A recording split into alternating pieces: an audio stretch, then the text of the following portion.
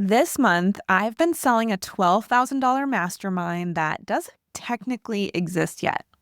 There's no returning cohort, there's no testimonials from this exact room, no screenshots of the group chat blowing up. I still don't even have half the logistics figured out. It is truly a vision in my head, a $12,000 price tag, and a standard for qualifying that has actually ruled out most of the people who are actively in my world right now. And I did pretty much none of the things you're supposed to do. No big launch event, no existing mastermind feeding renewals in, barely any runway. I even had a business friend straight up tell me, and she wasn't wrong, that I should probably push it to next year and just focus on selling one-on-one instead. And look, I've run a mastermind before, but that was almost 5 years ago during a totally different season of my life and business. This is a brand new room built from zero with no existing group rolling into it and no recent track record to point to.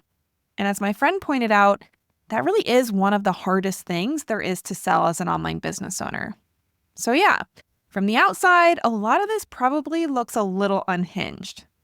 But somewhere in the middle of the last month, it hit me that this whole process wasn't a test of my marketing skills. It was a test of my conviction, because when you're selling something that doesn't even exist yet, and a huge part of what people are buying are the relationships in a room that hasn't even formed, there's nothing tangible holding it up. The only thing carrying it in those early days is how much you believe in it. And having to back myself before there was any proof it would work made me realize something important about why selling feels hard for so many people right now. If you've already hit 6 figures, it is definitely not a tactics problem. The talented business owners I know already have way more strategies than they could even get through in a single year. What's actually going on is way more subtle. Somewhere along the line, they stopped being fully sold on what they're selling. And people feel that instantly. How somebody buys from you is always a reflection of your conviction. And you can't talk your way around a belief that you don't actually have. Now, sometimes a missing conviction means the offer is actually just off. You've outgrown it, or you originally built it to please the market, or just because somebody said to build it that way, instead of building it from what you actually believe. And sometimes it means you've never really gone all in on selling the thing. You're still half in, half out, going back and forth on the price, questioning, is it even going to work out? Still trying to sell something that you have not fully committed to yet. And that's really the thing I want you to sit with today as I share what's going on behind the scenes. Because you cannot sell what you have not fully decided to sell. And in the spirit of transparency, I went through my own moment of, am I really doing this? Questioning this whole mastermind offer earlier this month. So this episode is going to be 2 things. First, it's a behind the scenes of how I've been successfully selling a brand new $12,000 offer by holding the line on my conviction, including all the scrappy, rule-breaking, slightly unhinged stuff that I did to make it happen. And it's a mirror for anyone whose sales have felt harder lately than they think they should be, especially those of you who have been in business for a while. Because the fix in my experience wasn't adding another, quote, proven strategy on an already overflowing to-do list. It was getting clear, deciding I was going to make it happen, and backing myself all the way. So let me walk you through what all of that looked like. Most business advice is built on one key assumption, that what worked for someone else will work for you too. The Nourished CEO podcast exists to challenge that assumption and point to a better way. I'm Laura Schoenfeld, strategic advisor and business coach with over 15 years of experience online and multiple millions of dollars earned from my own business. I'm also a mom of 2 and a devoted wife who runs it all in about 20 hours a week. This show is for the established coach, consultant, or service provider who is done following someone else's playbook and is ready to build a joyful, profitable business from their own authority. Every episode is a direct, no-filters conversation about the real challenges you're facing in your business, with honest strategy and practical action steps that you can actually use right now. Because working smarter and building something sustainable matters a lot more than just chasing a bigger number. No recycled advice or empty inspiration here, just honest, integrity-driven conversations about building a business that fits your life as much as it fits your goals, so that it gives more than it takes while nourishing everything you're building outside of it. If that sounds like the breath of fresh air you're looking for, you're in the right place.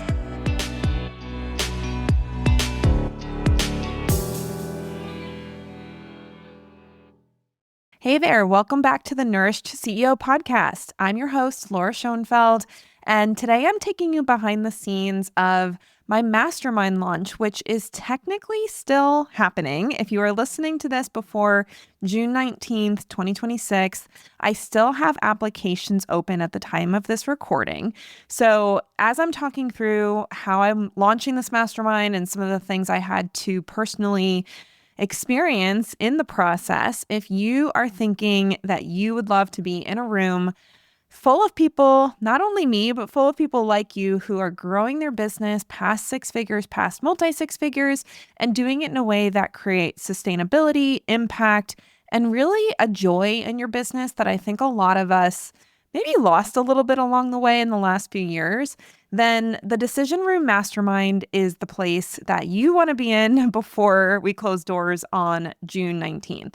I'm going to tell you a little bit more about this opportunity at the end of the show today, but I wanted to share with you some of the stuff that I have personally been grappling with over the last month since I officially decided to launch this mastermind and went all in on promoting it. Now, if I'm being fully honest, which you guys can always count on me to be fully honest, for better or worse, I don't hide anything. This is something that over the last month has been a really big test and a personal exercise in my own conviction for what I'm selling. This was an opportunity for me to believe in something before there was any proof it would work. It's been a long time since I launched a high ticket group offer from zero. I've had a few high ticket group offers that have been running since 2020, and it was really just a matter of continuing to sell them and continuing to grow them. This is the first time I have sold something new at this price point in several years. And if you've ever launched a mastermind before, you probably know that launching a mastermind from zero is truly one of the hardest things you can sell, because you're selling something that literally doesn't exist yet. I don't have a current cohort that I can say, here's what we're doing and here's who's in it and here's what's happening. I don't have testimonials from this exact offer. I have testimonials from all my other offers, my old mastermind, all of that good stuff. But this being a new group, I don't have testimonials from this yet. I don't have screenshots of the wins people are experiencing in this particular container. Literally, I am selling what I call air. Like, it doesn't exist. It's an idea in my mind. And even as a mastermind is concerned, you might know that a lot of times the relationships are one of the most valuable, if not the most valuable parts of a mastermind. Given that this is starting from zero, I am holding the vision for what those relationships are going to be, but they don't exist yet. So everything is being formed from the ground up, including the actual people who are going to be in the room and the kind of things that they are going to bring to the room. All of it lives as a vision inside my head. And as I've been selling this mastermind, I have had to have that conviction in my vision to ask other people to trust in it before it's actually in reality. This is something that I truly believe will make or break your success as an online business owner, as a coach, as an expert, is your ability to believe in something before you see it and transfer that conviction to the people that you're selling it to without having to have black and white proof as far as what you're selling. So as I've been going through this process, every time I sat down to invite somebody, whether it was in a sales conversation, on a call, sending a DM to somebody that I thought would be a good fit for the offer, I had to really choose to back myself fully, because literally the only thing that is standing behind this offer at this exact stage of the game is my own conviction in it. And that's why I thought this was worth talking about, because I'm seeing so many experienced, talented entrepreneurs who are struggling to sell right now, especially things that used to be easier to sell. They're experiencing a lot of this decline in total sales, or they just have to talk to so many people to get sales the way that before they might have like a 50-50 shot of somebody buying if they were talking to them. And now they feel like they have to get in front of dozens of people to be able to make a sale. There's a lot of people experiencing this right now. And I think for most of them, especially if you've sold things in the past, you know how to sell. This is not a straight up skill issue. And even though you can always get better at sales, this is not something where you're like, you have no idea what you're doing. Like, you do know what you're doing when it comes to selling. What I really think is getting in the way for a lot of people, especially at the multi-six-figure level, is that erosion in your conviction. So tell me if this sounds familiar. You've sold your offers for at least a few years now. Maybe it's higher ticket one-on-one, maybe it's a group program, maybe it's courses. Honestly, it doesn't really matter what you're selling. And when you first launched the thing, you felt so lit up by it. You were like, oh my gosh, I'm so excited. This is going to be amazing. And if you happen to launch that thing in between 2020 and 2023, you probably got some pretty good results from selling it. And that probably felt really, really exciting. And so that original energy and conviction and belief in what you were selling has kind of started to peter out for a variety of reasons. And it's not necessarily because your offer isn't as good as what you think it is. In most cases, and honestly, I'd be willing to say in almost all cases, the offer has actually gotten better since you first created it. So where did that conviction go? Why are you all of a sudden feeling like this thing that you felt so excited to sell before is now feeling like it's dragging on you to try to sell it and you don't know why?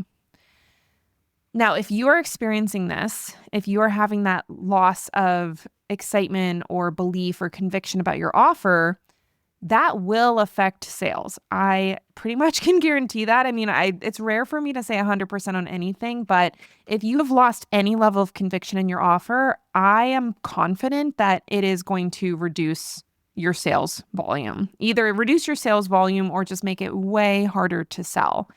Because buyers will feel your level of conviction in your content, in your sales funnels, in your sales calls.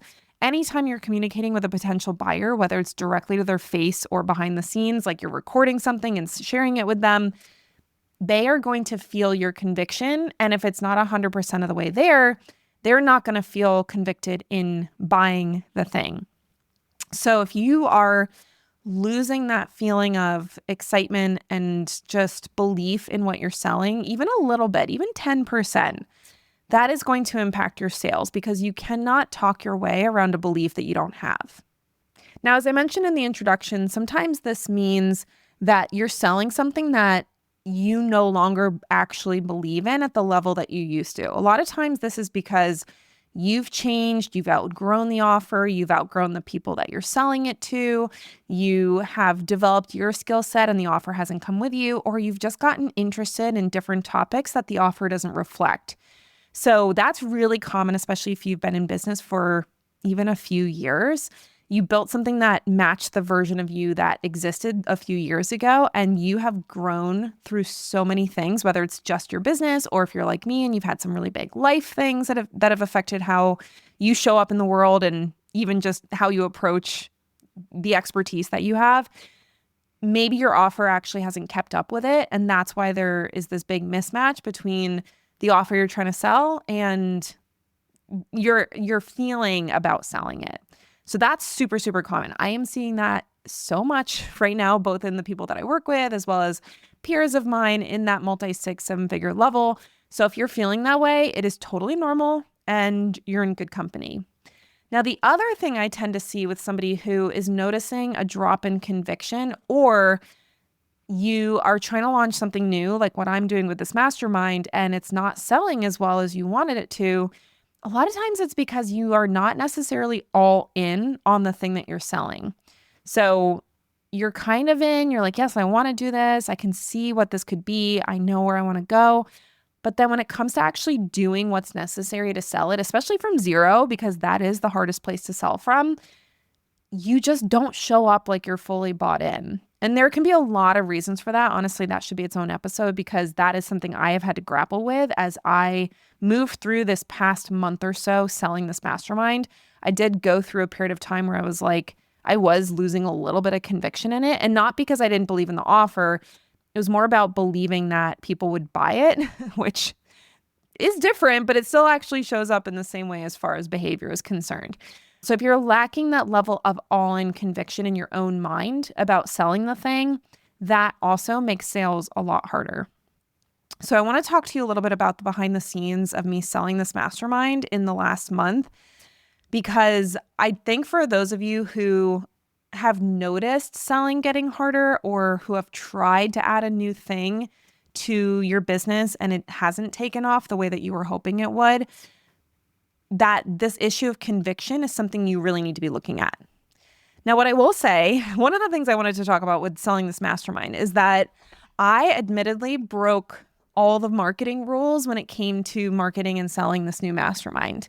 So, for example, I gave myself almost zero runway. So I basically decided I was going to start selling it and then just started selling it. So I didn't have any sort of like pre-launch runway or warming up period. I just was like, you know what? I want to do this. Let's go.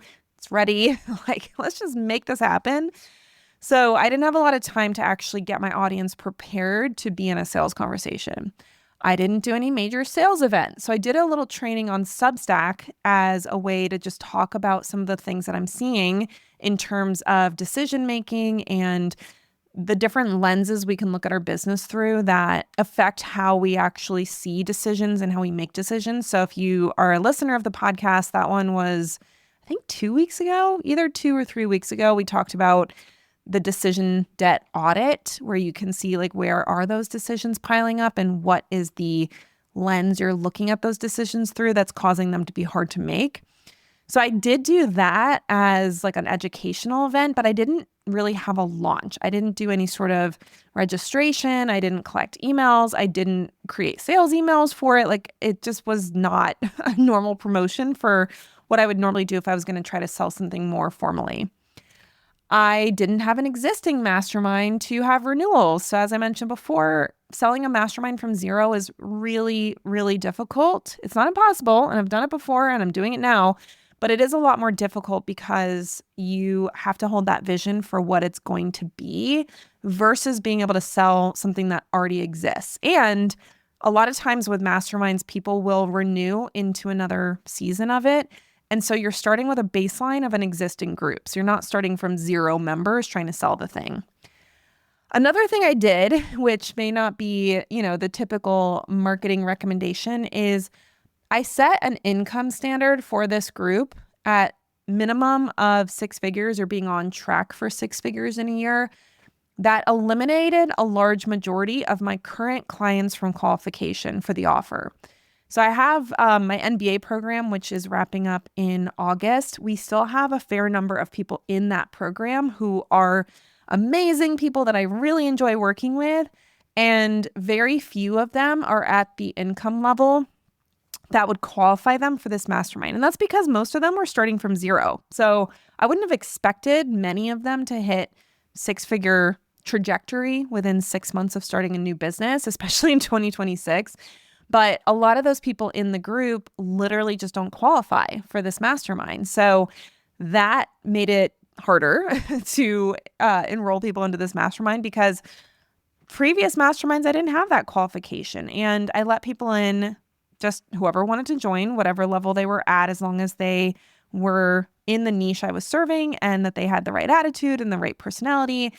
And I didn't have that income standard. And the reason I added the income standard this time is because I definitely noticed running that mastermind in the past that there were certain people in the group that really had a hard time making the most out of the experience because they were in such a different stage of business than the people who were already at that 6-figure level. So the people who were already at 6 figures, they had something to grow from. They had a solid foundation that really just needed scaling efforts and refinement and mindset shifts and just all the things you can do when somebody's already making sales versus somebody who's on the newer end of of business. There's so much foundational work that has to happen, and a lot of times that stuff just takes time. So that's why I decided to have that income level as a minimum for this group. And like I said, that eliminated so many of the people that I'm working with right now that I really enjoy working with. And I had to basically say, like, they are not qualified, which kind of stinks because I honestly enjoy working with them. But I did it because I had a vision for what this mastermind is going to be. And I knew that if I lowered the standards on stage of business, that that was not going to create what I wanted to create. And so I had to make that decision. Now, another thing I did that was a little bit poo-pooed upon or looked down upon, I don't know what the word would be there, but something that a typical marketer would not recommend is that I marketed this program, this Decision Room Mastermind, somewhat beyond the awareness level of a lot of my current audience. So I even hired somebody recently to look at my messaging and give me some tips or recommendations on how to elevate it for a more advanced buyer, because I am elevating my messaging this year. I'm moving up market. I'm looking to move away from working with beginners and really get more into working with established business owners who already have something that's working. And so I just wanted some feedback on my messaging because I like to get feedback. I like to have other people's opinions. And this is something that this particular coach, I guess, specializes in. This is what she advertises as, like, just people who want to kind of elevate their audience and move up in the market and improve their messaging to speak to that person. And this person's very nice. So I'm not like, this is not me saying that it was a bad coaching experience or something, but I was advised to sell this group as telling you guys that I help you make growing your business easy. I help make sales easy. And I just feel like that word easy, like saying that I help make it easy, I just couldn't do that. And I would not use that messaging, because even though I know that that would help me make sales, realistically, saying how easy making money is going to be when you work with me, I don't use that kind of messaging in my business because I believe it attracts lazy people who think business should be easy. The people I enjoy working with do not see business as easy. They know it's not easy. They don't expect it to be easy. And then they don't get disappointed when getting to the next level of business is challenging, because it is for all of us. Like, there's literally no person who doesn't have to go through some sort of challenge to start, grow, or scale their business. So when this messaging coach was telling me to focus on this idea that I help make things easy, I saw, okay, I get that that's what people want. I get that that is what people at this level would be really excited by. This idea of, oh, I'm going to just make sales so easy for you. And I just refuse to do it because I just don't want to work with people who think business is just a walk in the park or should be a walk in the park, and that anything that's hard means that they're doing it wrong. So anyway, definitely going against the advice of somebody who I literally paid to give me messaging recommendations. And with this concept of the decision room, from the get-go, my idea with this decision room mastermind has been that the thing that holds six and multi-six-figure business owners back from their next level tends to be the ability to make needle-moving decisions, and especially make those decisions in a community of trusted peers where you have other perspectives from people who actually know what you're building and even have potentially built what you want to build, so that you have the full picture to make that decision from. That is not the thing that my ideal clients are saying that they want and need. I am very aware of that. Like I have had a few moments in this process where I was like, maybe I made a mistake by calling this the decision room and focusing on decision making. But I really stuck to my guns on it because I just knew that for the people I work with at that six and multi-six-figure level, that if they want more income, more profit, more peace in their business, more enjoyment, more excitement by what they're doing, more sustainability, that all of that does come down to making better, faster, more aligned decisions. And I was willing to hold the vision for that concept and not dumb it down to something more basic, like just make more money or scale your business or hit multi-six figures or grow to seven figures, like all that stuff that I know helps people make money in my particular niche.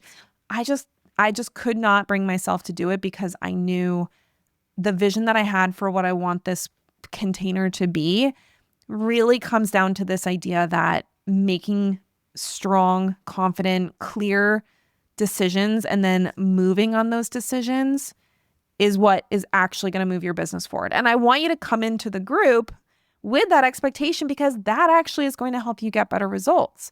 I don't want people to come into the group thinking it's just going to be easy. I want people coming into this group knowing that they can build this skill of decision making. And it is a skill. It's not something that most of us are just born knowing how to make decisions. We really are not. I have a 4-year-old and a 16-month-old. They do not make good decisions most of the time. So decision making is absolutely a skill that can be built. And the better you get at it as a CEO, the better your business is going to operate, the more money you're going to make. And deep down, you don't just need a bunch more half-finished strategies to chuck onto your to-do list. You have enough going on that doing more and trying more things is not the thing you need. A lot of you actually need to cut stuff. A lot of you need to hire help. A lot of you need to change the offer that you're focused on. So it's not about doing more. It could be about doing less. It could be about doing things differently. It could be about the way you're seeing the problem. It could be that there are decisions you're trying to make that you don't have the full picture for, that you need other people's input because you literally do not see the full, 360-degree view of the problem that you're trying to solve. And that is what, in my vision, I knew that I wanted that kind of experience for people.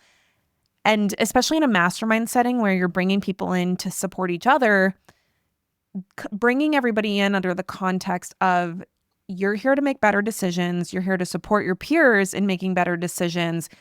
And you're not going to just be spinning in indecision, like getting flooded with all these different strategies you could use and then going home and doing nothing because you're so overwhelmed. I have been in masterminds before where it was just like strategy after strategy piled on. And my coach didn't really even know my business enough to actually give me specific advice or feedback on some of the decisions I was making. And so I was flying blind with a lot of them because we were just getting all of these tactics to potentially use.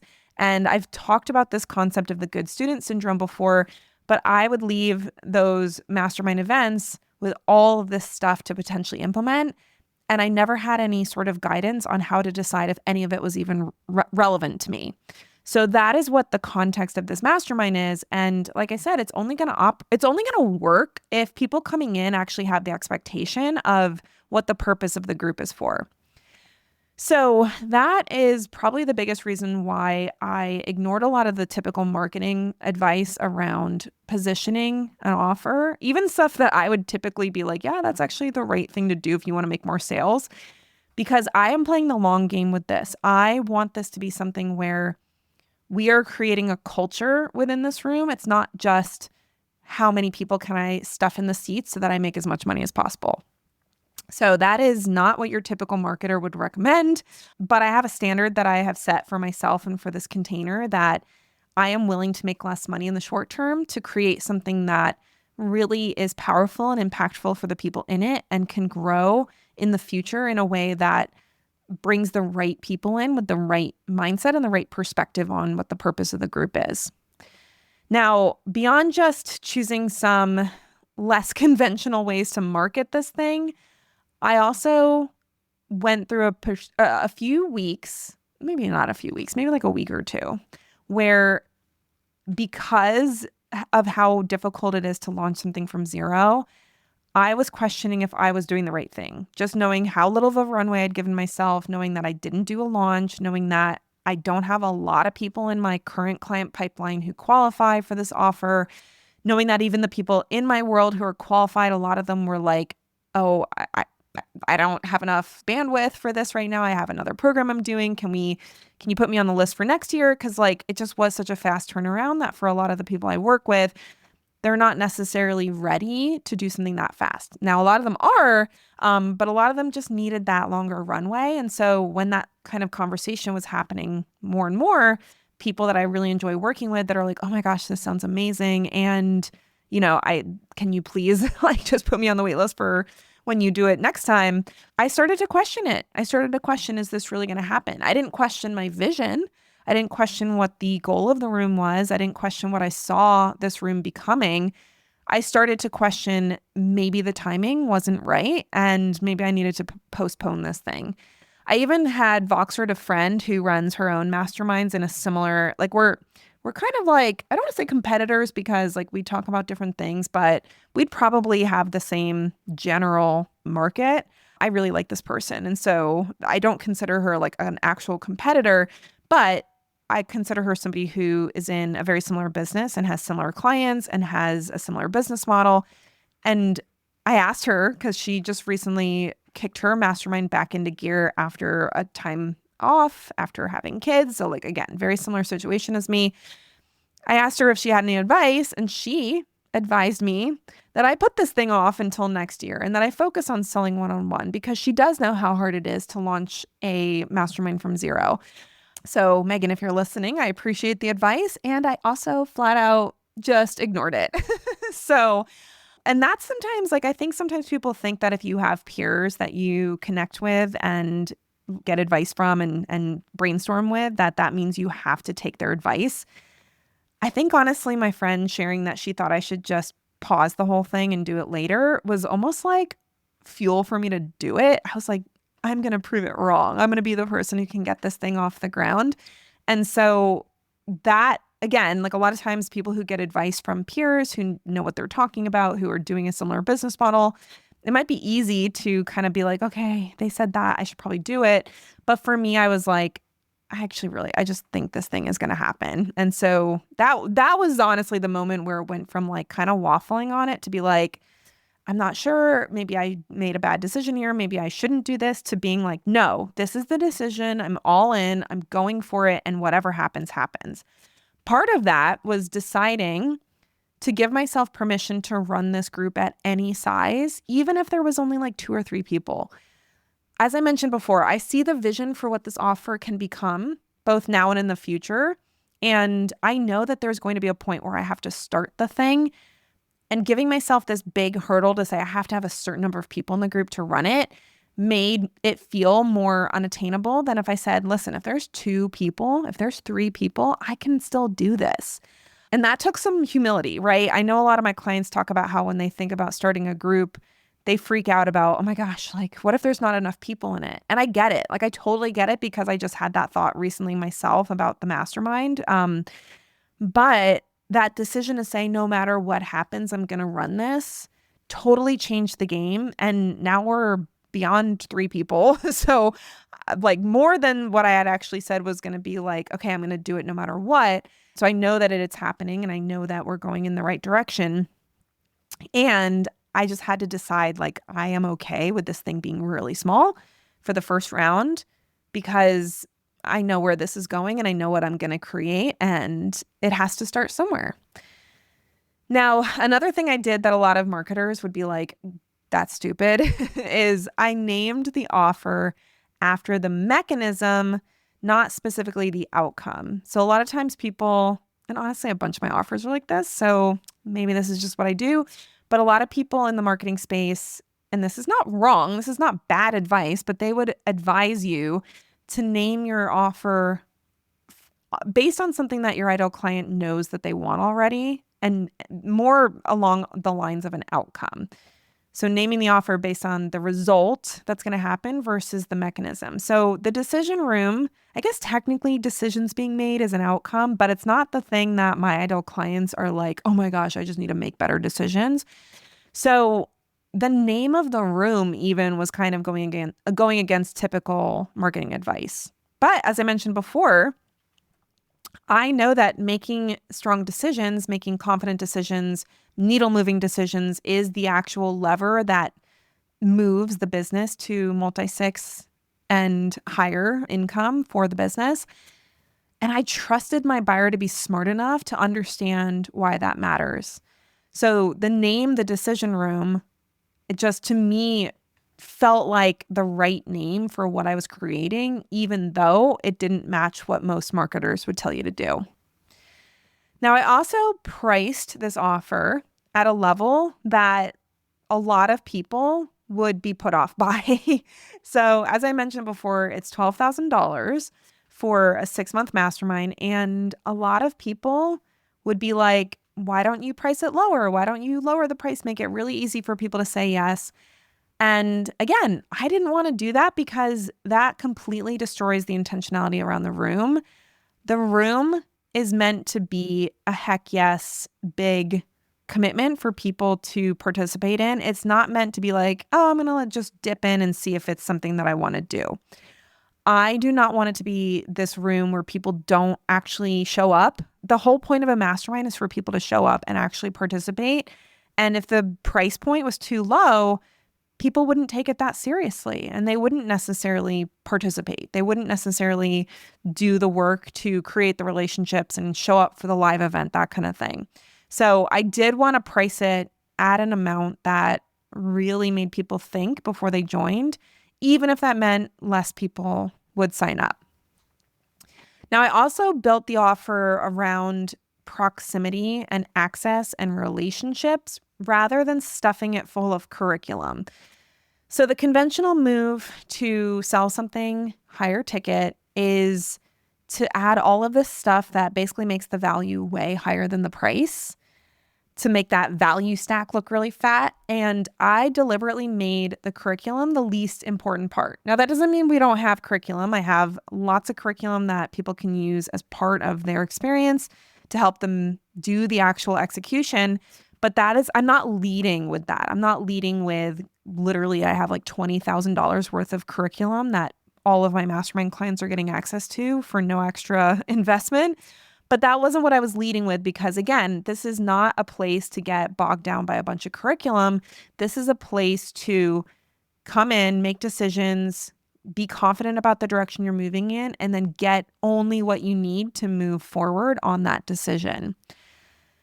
So I made it a small room. It's max 15 people. Could be smaller than that, obviously, but max 15 people to make sure that I was going to know everybody, that there was an opportunity for people to get to know each other, and for that actual transformation to be possible where you are building the skill of making confident decisions and doing it in a place where people actually know you. And if it's a huge group, people don't know you.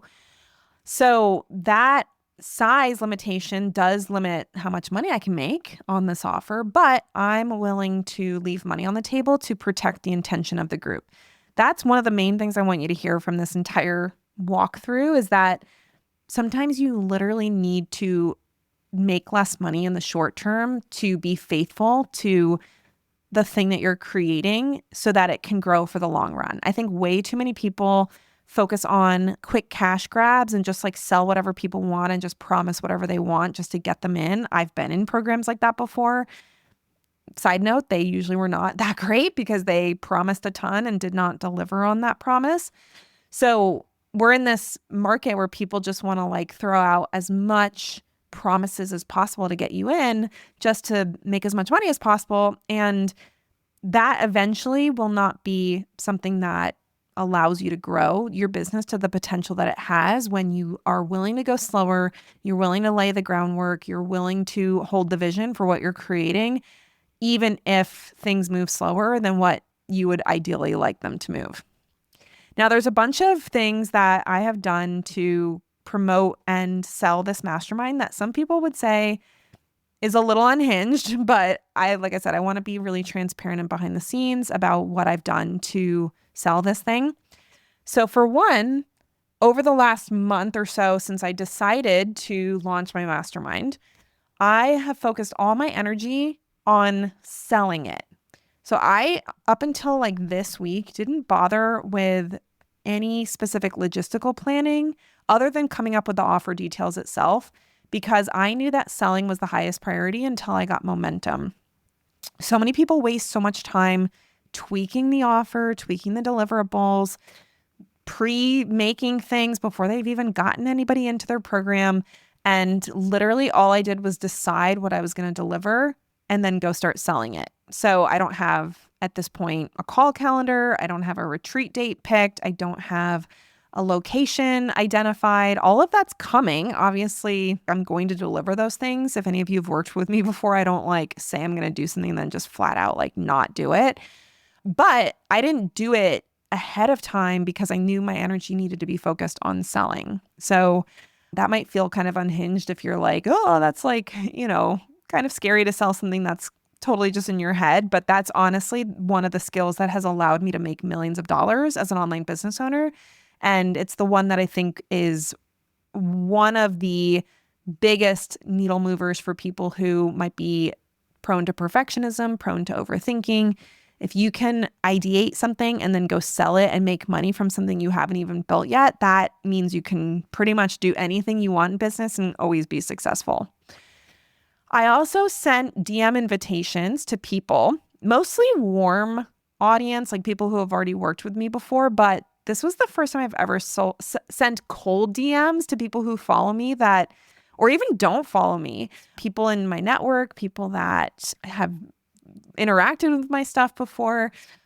I sent messages straight up inviting people to the mastermind with no warm up. So a lot of times when you get these sales DMs from people, it's like they're trying to get you into a sales conversation. They're asking questions that are basically questions you would ask when you're selling something. And I don't know about you, but that really pisses me off because I'm like, I don't have time to have a DM sales conversation that I didn't initiate myself. Like, please leave me alone. I had that happen recently and I was like, girl, please take these multiple left on read messages as an indicator that I was never interested in the first place. I literally had to tell this person to leave me alone. I could have blocked her, but I don't know. I just felt like I needed to tell her, please stop sending me unsolicited sales DMs. That said, I sent DMs to people that straight up just invited them and said, hey, I think maybe you could be a great fit. Let me know if you're interested. I can send you more information. Everybody got a DM that was customized. I didn't can anything. I voice memoed most of them if I was able to, and literally explained why I thought they could be a good fit for this group because I looked at their stuff. If I didn't know them personally, I looked at their account, I looked at what they were doing, and I made sure that they actually would potentially be a good fit. So the reason why this is a little unhinged, first of all, because I almost have never sent, I don't think I've ever sent cold sales DMs ever in my life as a business owner. So this was a first for me. But again, a lot of these people who teach cold DM selling, I'm pretty sure I've never learned it or taught it. I'm pretty sure they would say try to get the person warmed up first before you start making an offer. And my thought is if I don't have to warm up a friend before I invite them to a party or a concert or let's go get coffee, why should I have to warm up a potential client to invite them into a group that I'm really excited about? That's just the mindset I had. It's listen, this is going to be a great experience. I think you would love it. Do you want some information about it? I didn't feel like I had to go into this rigmarole of trying to warm them up and get them to talk about their pain points. And again, maybe that other method works better for sales. I just am I do not want to sell people into something that they don't want. And so these DMs that I sent were pretty much just hey, I thought of you. I thought you could be a really great fit for this. This is what we're doing. Let me know if you're interested. And just saw what the response was. Some of them were interested, some of them weren't, some of them didn't answer. And nobody died. I'm telling that to myself because I was kind of nervous about it. But I just felt I don't need to be selling people. This is an invitation. And if you're inviting somebody to something that you're excited about, you don't need to walk them through this really aggressive sales DM process to try to get them to pull out their credit card. Now, another slightly unhinged thing that I did that I almost didn't do, but I was you know what? I'm already down this rabbit trail. Might as well just keep going. I DM'd both quote unquote competitors. I say quote unquote because I don't really consider a lot of people to be competitors. They're people that I know that I have relationships with them and they have similar businesses. They have similar ideal clients. They might even have competitor programs that would be a competitive program. I'm trying to think of how to describe this. Our programs would be in competition with each other, potentially. Again, I don't even love that word, but we're selling very similar things is what I'm trying to say. these are people I have relationships with. And I would literally go look at their account, try to find out, do these people have a mastermind? Because if somebody has a mastermind, I'm not going to ask them to promote my mastermind. That would be kind of weird. But if they have a similar audience and I'm like, I don't think they have a mastermind. I don't think they have an offer like this. I figured, what the heck, might as well just see if they're interested. And I was offering them a referral bonus if they sent anyone my way, because I feel like I'm not going to just ask them to make sales for me without incentivizing it somehow. But like I said, this was a little unhinged because it was actual competitors of mine who, for most people, if they have that competition mindset, they would be like mortified to send somebody a message who it would be like McDonald's messaging Burger King being like, hey, do you want to promote my Big Mac this month? So that's how it feels for a lot of people. But like I said, for me, if it was a friend that just happens to have a lot of overlap with their business and I didn't think they had a mastermind, I asked them if they were interested in promoting it. I even DM'd former coaches. So I say former because I am currently like in between coaches right now. By the time this comes out, I might have locked in another coach at this point. But people that I've worked with in the coaching capacity where they have coached me, I was like, you know what? I really like their methodology. I like their perspective on things. I bet they have a lot of people in their audience who are not ready for their one-on-one services, or they're just not like quite the level that that person wants to work with. Why don't I see if they'd be interested in sharing their with their audience? And so like I just had this in my head, and I wonder if I honestly think this was like a little bit of like a God nudge on this one. There was a particular coach I've worked with that I really, really like. And I was like, you know what? I'm just going to ask her. I know that she's promoting her one-on-one right now, and I know she doesn't have unlimited spots for that. So maybe she's got some people who don't end up qualifying for that spot that might be interested in working with me. So I shot my shot, and she was super nice about it and actually sounded really interested. And that was something that was like, I was not necessarily going to do, but I just figured, what the heck? Worst thing that happens is she says no. And she actually said yes. So I mean, like, it was actually the best case scenario, which was she said she was interested and said she would think about who she could potentially send my way. And so I'm sharing this because I think sometimes we get in our heads, there's like a right or wrong way to sell our stuff. And we hold back from doing things that would be actually really effective because we're nervous, or we don't want to be awkward, or we don't want to put anyone in an uncomfortable position. And my general approach with all of this was, I just want to let people know about it. And it's not weird. And it's not, oh my gosh, I'm like trying to sell something that somebody doesn't want. I wasn't even really trying to sell it. I just wanted to make sure they knew about it. And if I really thought somebody would be a good fit for it, I wanted to invite them because, again, I back myself on this offer. I believe in it. I know what I'm creating, and I know the kind of people that I want in the room. And so if I think of somebody who's a fit for that, why shouldn't I message them? Why shouldn't I reach out to them?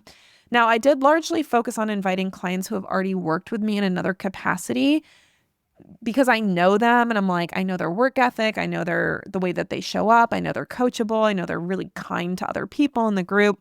And they already know how good my work is and are likely to want more of it versus me having to spend a bunch of time looking for new people who I'm not even sure, are they a good fit? Because again, I'm creating a very specific container for this. And then do they trust me? Because I mean, we're in a space right now where a lot of business coaches are not very trustworthy. And so if somebody has never worked with me before, it's very reasonable to think that they wouldn't trust me 10 out of 10.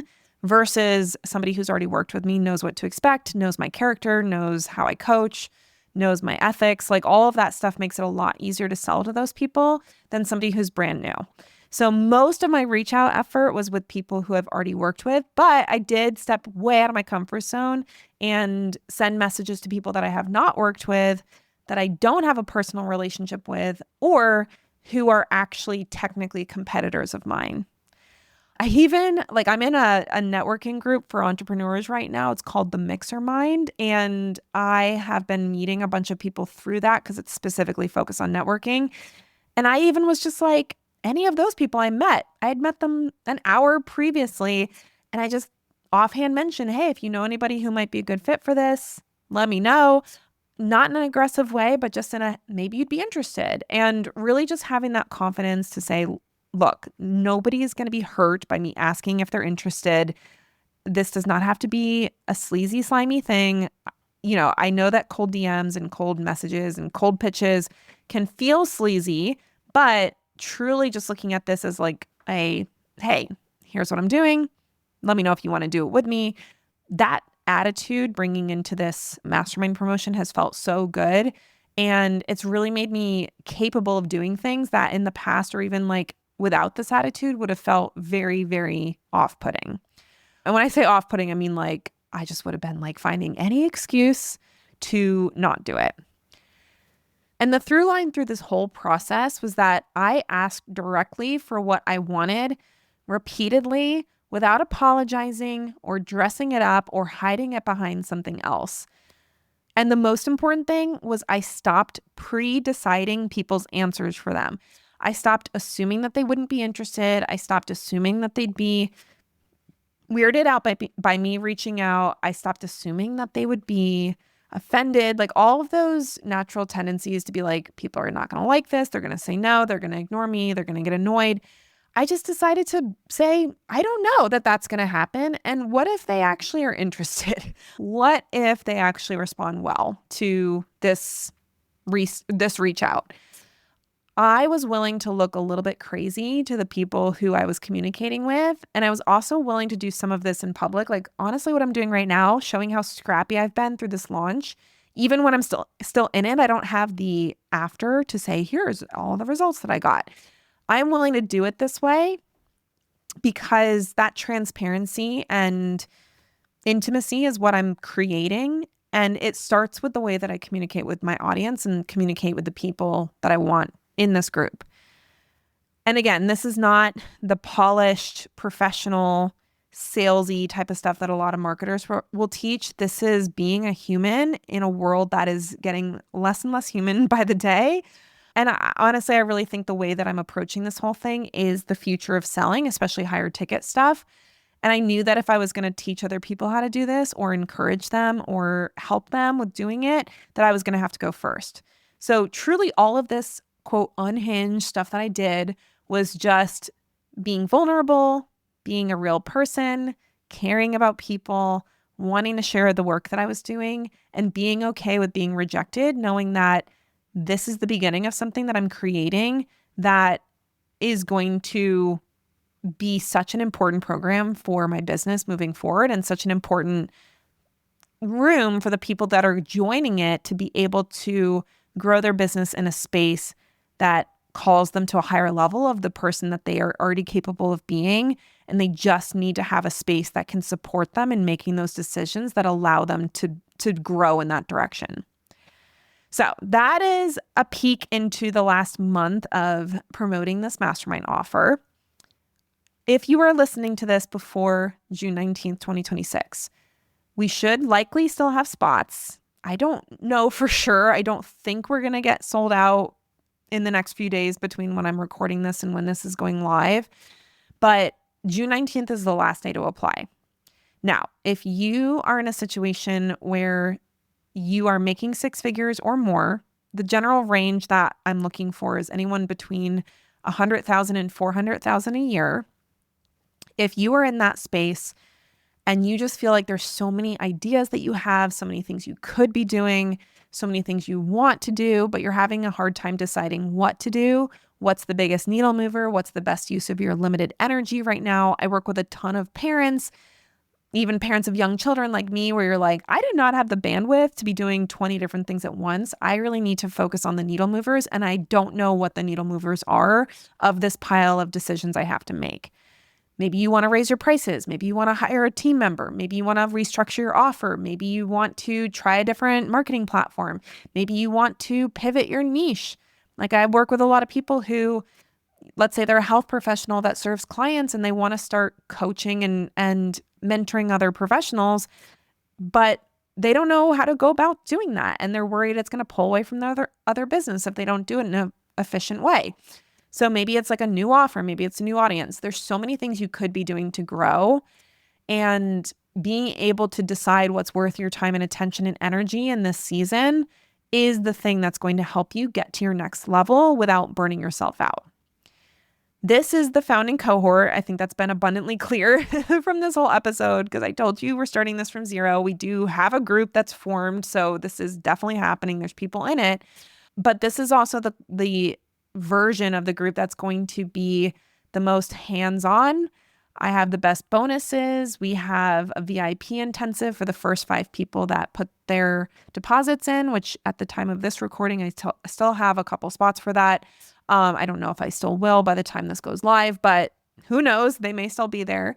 This is just the time where you're going to get the best experience because you'll have the most access to me, the most input on what happens in the room, and the opportunity to be part of something from the beginning, especially if you stick around for more than this round, which I know for me, the masterminds I've been in, I was usually in for a few years.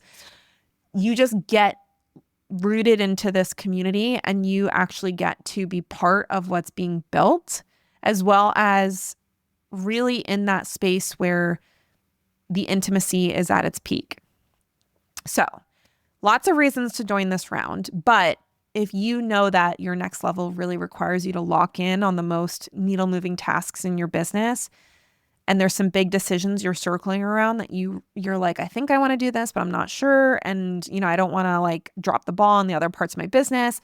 And is the market ready for this? Like all of those questions that come into your head when you're trying to decide how to level up, that's what we're going to help you make those decisions about, both between access to me as a mentor who has earned multiple millions of dollars online in my business, as well as in a room of peers who are also making the type of money that you're making and are heading in the direction that you're heading in, and they can help you see what you don't see in your own field of vision.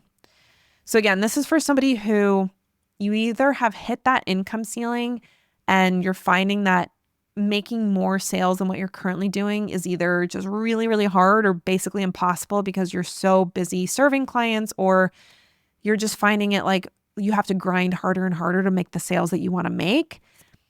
This is a perfect fit for you. And then it's also a perfect fit for the person who doesn't feel like money is the problem.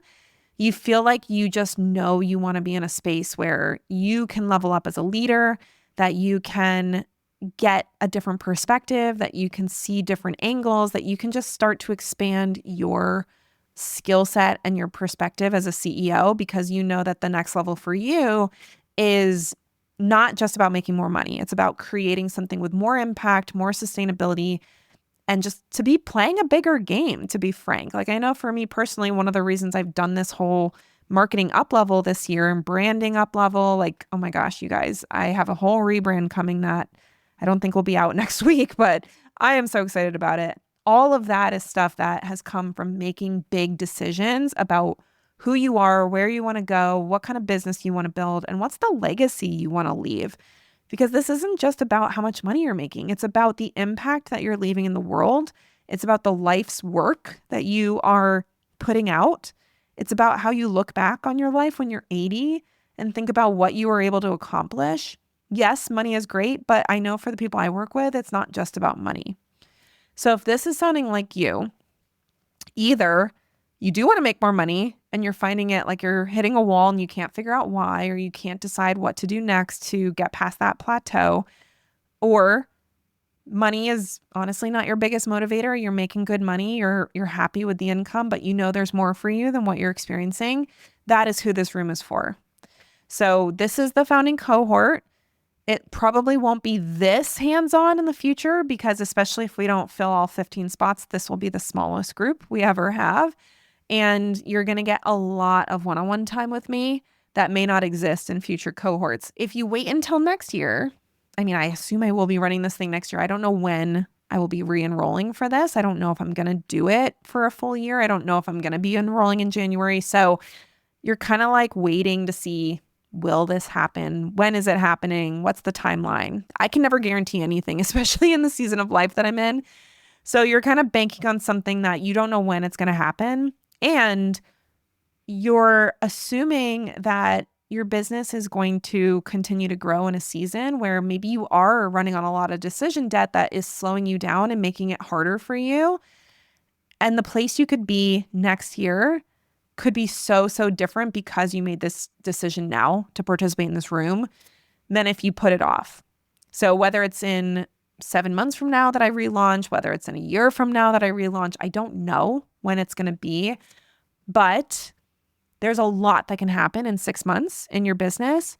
And you could be in a completely different place than you are today, making more money, enjoying your business again, making sales that you may not have made because you didn't have anyone else to look at your stuff the way that you would if you were in this group, or continuing to try to sell something that you should actually put down and start something new.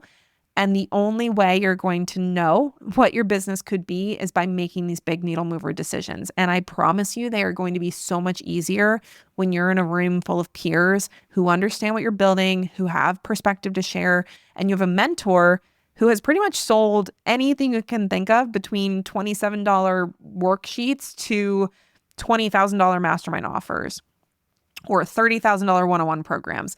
So I've sold it all. I could probably help you with whatever you're trying to sell because I've probably sold it myself. And you're going to get access to my full attention on your business in order to make those decisions in a more clear and comprehensive way. So I would love to see your application come in. If you want to hear more about this offer or you want to get an application in before the June 19th deadline, DM me on Instagram, the word mastermind, Mastermind, and I'm happy to share more information for you. If you're not sure if you're qualified for it, just reach out. I honestly don't want anyone to count themselves out. I don't want you to think you're not qualified for some reason, because I've even talked to people who are making 6 figures or more, and they're like, well, I just don't know if I have anything to offer a room like this. And the thing is, they do. They have so much to offer, and I see it in them, but they just have that little imposter syndrome voice telling them that they don't have enough to offer to make this room something that they can really contribute to. And if you're even thinking that, it's very unlikely that that's actually true, because the people who really have the most to offer are the ones who are humble, who do have high standards, who do, actually care about what they're providing as value.